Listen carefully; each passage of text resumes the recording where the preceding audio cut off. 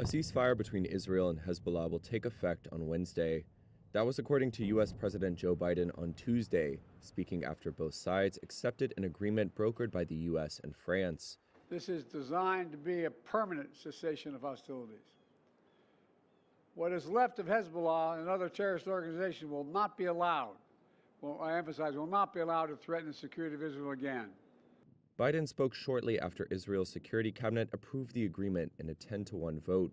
He also said there would be a drawdown period of 60 days, where Israel would gradually withdraw its forces as Lebanon's army takes control of its territory near the border, which Biden said would ensure Hezbollah does not rebuild infrastructure there. Civilians on both sides will soon be able to safely return to their communities.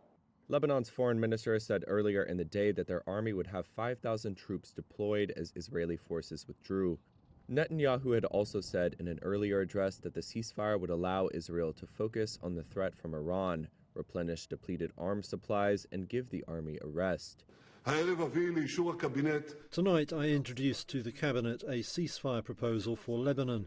The duration of the ceasefire depends on what happens in Lebanon. In full coordination with the United States, we retain complete military freedom of action. Should Hezbollah violate the agreement or attempt to rearm, we will strike decisively. If it tries to rebuild its fortifications along the border, we will strike. If it launches a rocket, digs a tunnel, brings in a truck with missiles, we will strike. He also said the ceasefire would allow Israel to isolate Hamas, which Israel is battling in devastated Gaza.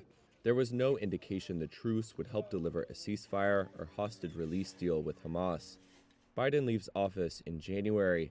However, he said his administration would continue to push for a Gaza truce after the Israel-Lebanon deal, and for an agreement to normalize relations between Saudi Arabia and Israel.